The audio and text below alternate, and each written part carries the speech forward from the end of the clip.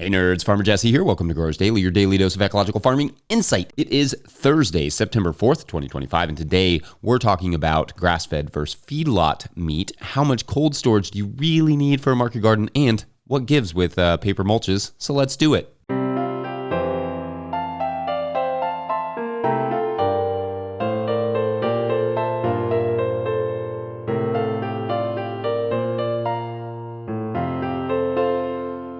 All right, I love those covers of the theme song. That is so cool. Today's cover of the theme song was brought to you by Nick Lalonde Fogel, who, when they submitted, also sent the sheet music and said they were in Zone 5B Quebec, which I think is great context.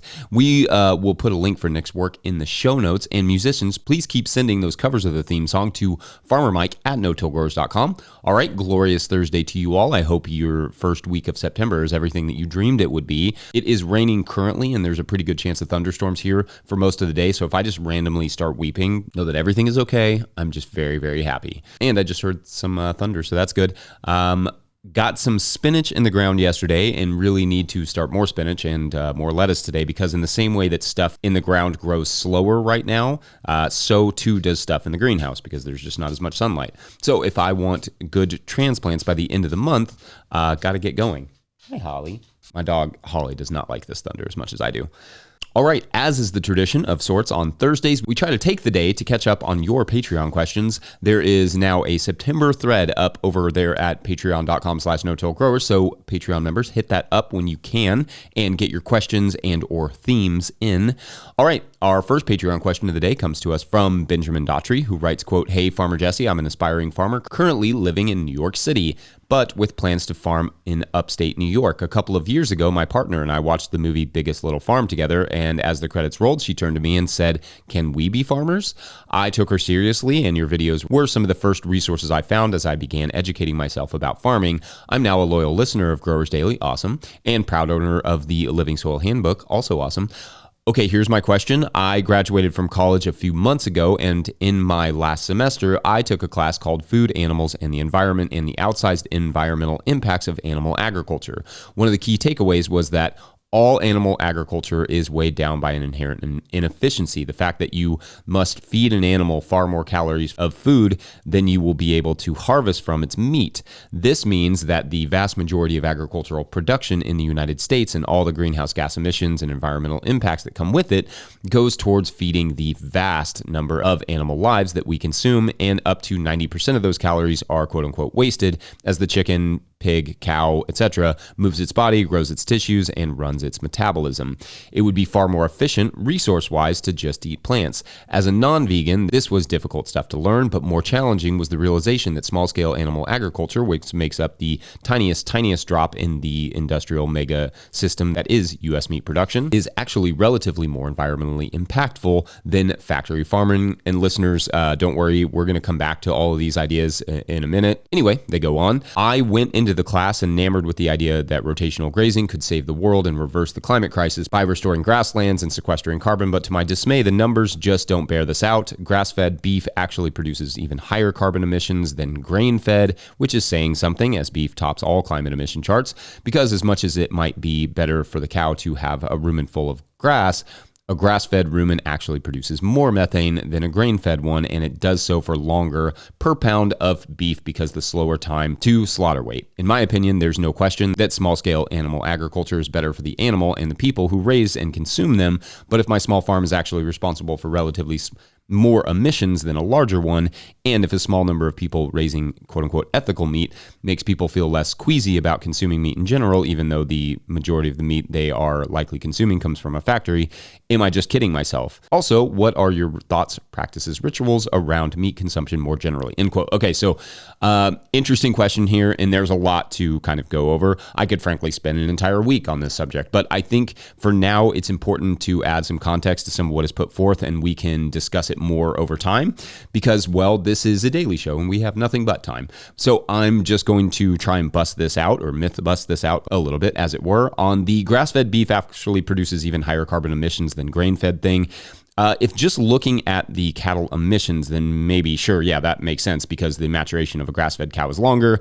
It's going to emit more because logically it's going to live a longer life and eat a type of food, grass, that may encourage more methane. But that negates the rotational grazing benefits and carbon sequestration / cycling, water cycling, biodiversity, etc. that it creates. In fact, you talked about the energy usage. A lot of that energy is creating manure that goes into creating a healthier pasture. It also emits the emissions from the grain production itself to feed the feedlot cattle. Remember, millions of acres of the Amazon are currently being burned and destroyed so that Brazil can produce more soybeans, much of which will go to livestock. That has altered the rainfall in Brazil and will unequivocally alter the planet's hydrological cycle. It is not unreasonable to think that in our lifetime, we will see the Amazon, much of the Amazon, turn into a desert. So that's cool.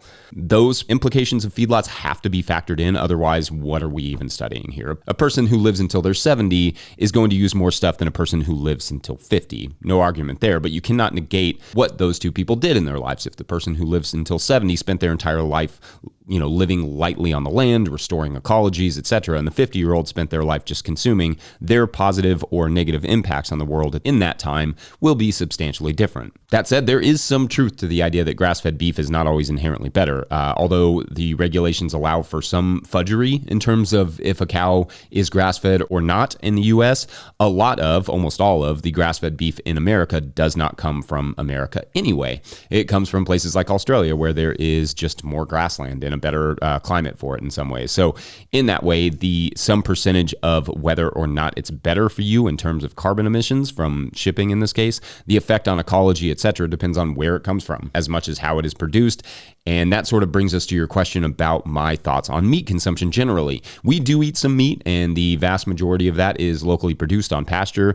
It's not 100%, and I will almost always order non-meat items when we are out to eat at places that do not have grass-fed local meats, but local grass-fed meat is a large majority of our meat consumption. I have seen rotationally grazed livestock transform landscapes with my own eyes. Remember, I did rotational grazing with sheep for years and did my apprenticeship on a farm that rotationally grazed livestock for 2 years and then worked with that farm for 2 more years after that. And so for me, when we buy meat, we like to know that it's transforming landscapes and bringing biodiversity into the mix, birds, bugs, microbes, all the things, just like I witnessed it do.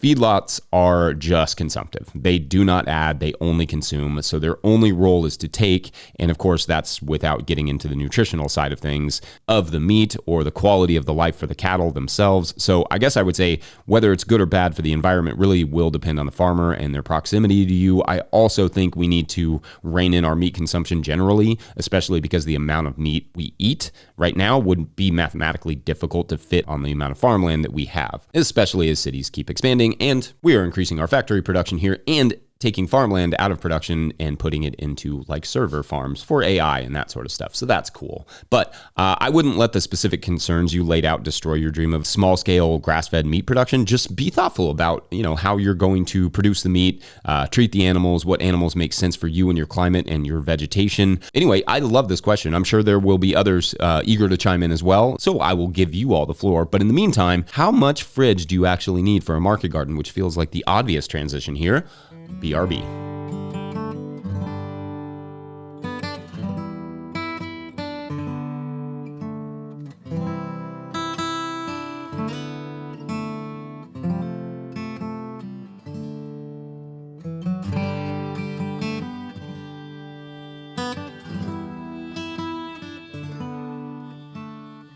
Farmer Claire Coleman here from the Winter Growers Podcast. Did you know that I also founded Real Farmer Care, a nonprofit that supports farmer well-being? From my own experiences farming, I knew firsthand that this type of support was missing from ag, so I decided to do something about it. As of today, there are over 500 farmer recipients of a $100 self-care award, with more applying daily. If you'd like to help, each $100 donated supports one new farmer. Visit realfarmercare.com to donate and learn more. Again, that's realfarmercare.com.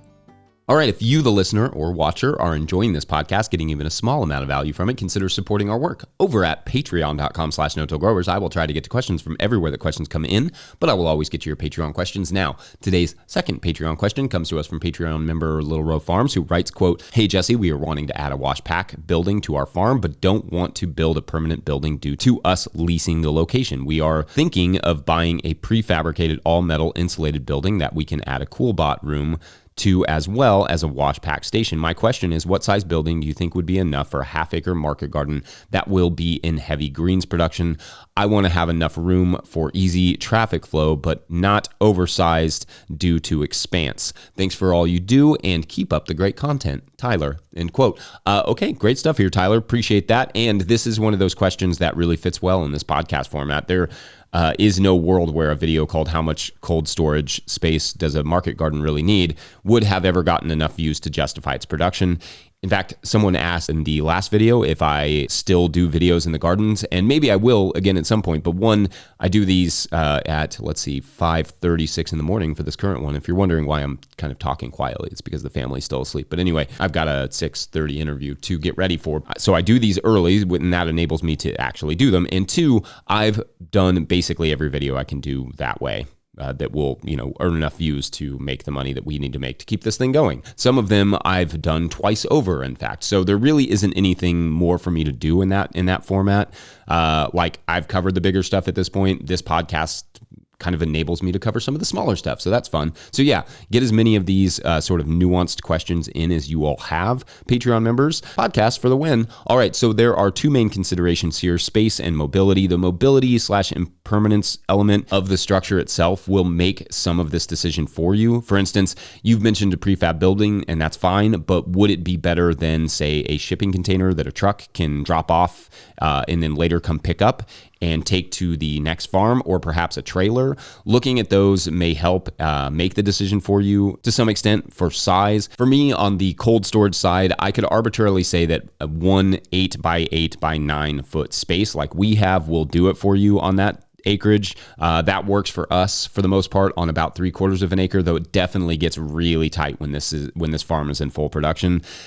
We have another fridge though that we can bail us out if need be.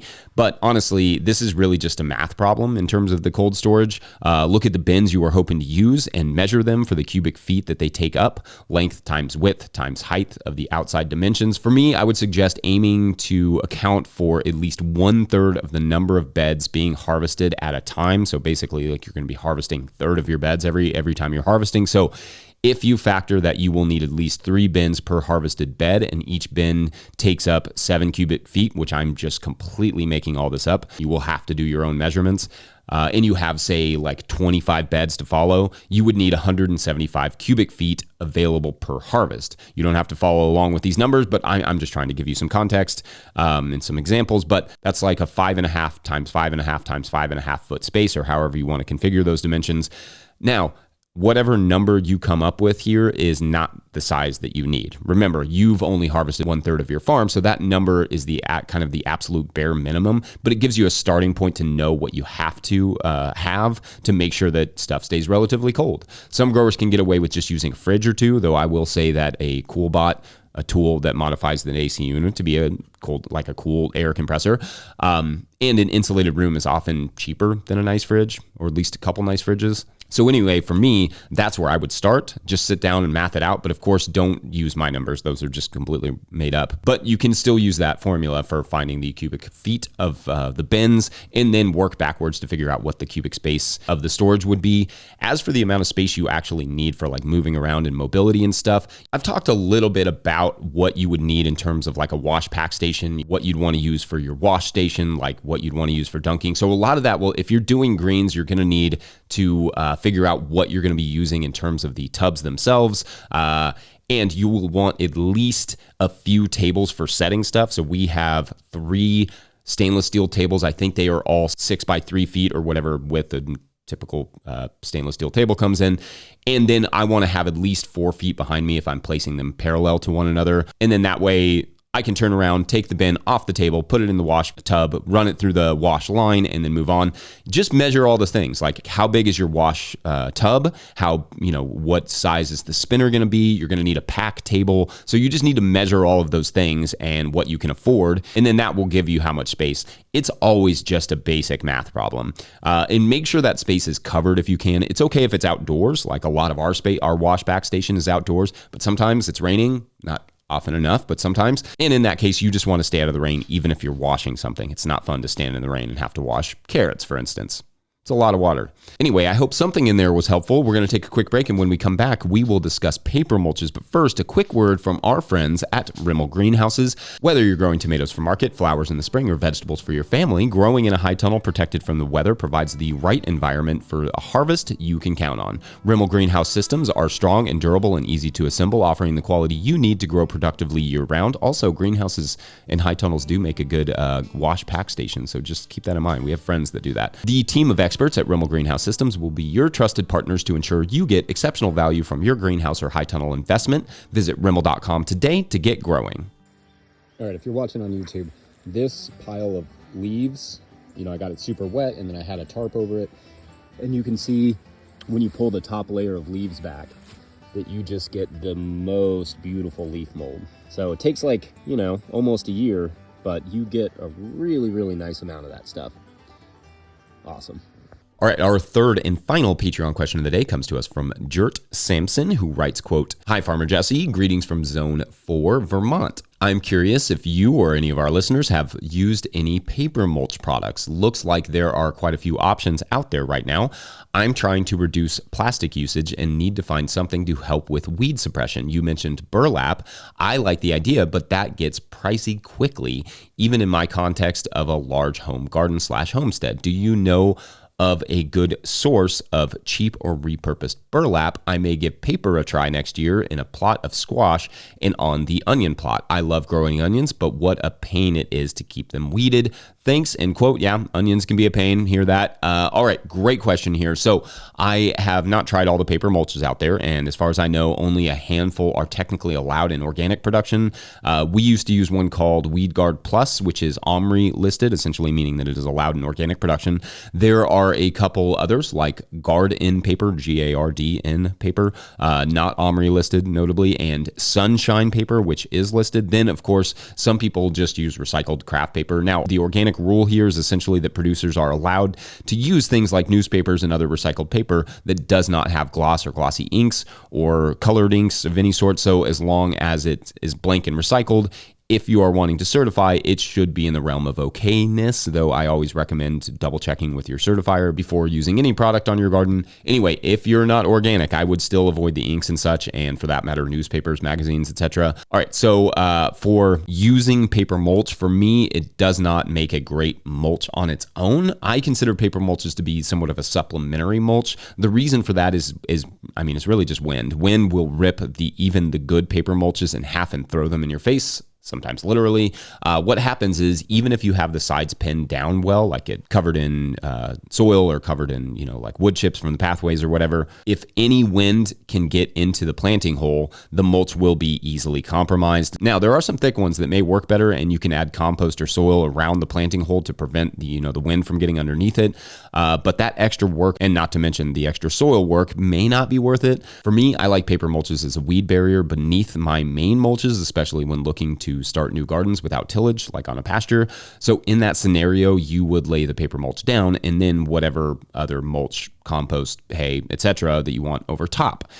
What some growers will do with the paper mulch is to do a heavy tillage event and then lay the mulch down and then cover the sides, just to lock it in place. But then you are battling weeds along the edges, and not to mention it could still, the paper mulch itself could still rip in the planting holes. Anyway, paper mulch just as a straight mulch on its own is not usually my preference or recommendation, but others can feel free to chime in with their experience using it, and which products that worked for them. As for your question about finding cheap burlap, that I'm not so sure about, but the difference is longevity. Unlike the paper mulch, you should be able to reuse that burlap several times. That said, I have not played around with it really, but I do plan to next year, so I will keep you all updated on that. I like the idea of a product like burlap. I also like the idea of getting away from plastics. Paper mulch, though, is a tough one only because it's inherently flimsy. Okay, well, I hope that was at least a little bit helpful in anything I talked about today, and otherwise, we're going to call it a Thursday. Don't forget, No Till Growers is now officially a nonprofit 501c3, so donations are tax deductible and greatly appreciated. You can learn more about how to do that in the show notes. Please make sure to like and subscribe and or follow wherever you're getting this podcast. That's an easy way to help us out. Enormous thank you to all of our show sponsors. And if you'd ever like to sponsor the show, you can reach out to Farmer Michelle at notillgrowers.com. Huge shouts to Willie Breeding for the theme music and Mike Hilbert for the production help and editing. Also, shouts to Epidemic Sound for the background music that you can hear. Pick up a hat like this one or a copy of my book, The Living Soul Handbook, at notillgrowers.com to support our work. Big thank you to everyone over at patreon.com/notillgrowers, where at a certain level, or if you just bump up from one level to another, or you sign up in the month of September, you get a shout out on the show. So big shout outs today to Jen. Oh, I had a friend named Jen, probably the same one. Joe Haggerty, Jacob Schwab, and Kim Meyer. Shouts to you all. All right, so as you will remember, Pat, our hiker friend, has gone on a hike and found a new trail they had never taken before. And like any good participant in a fictional story, they have gone down said path. It's a thin trail, clearly made by deer or something, but there is just something relieving about it. It's smell, it's the coolness of the air, the quietness. It's everything that got Pat into hiking in the first place. Then, however, about half an hour into this hike, Pat decides, it's time to turn back because it's the fall and it's getting dark, and turns around only to see that the trail is completely gone behind them. Suddenly, a panic sort of sets in. Pat does not recognize this part of the forest. A chill is kind of taking over the air. The city is not really visible from this vantage. In effect, an experienced hiker has made a rookie mistake. Suddenly, just like that, an alarm goes off, and Pat wakes up in bed. Is that a dream? Pat has no recollection of coming home. But the clock says 8 a.m. Pat sits up, looks at the calendar. It's Friday, which doesn't make any sense because it was already Friday. Friday again? What happened? Well, that is for tomorrow on The Unbeaten Path. Yeah, that's all right. We'll see you tomorrow. Thanks for watching. Bye.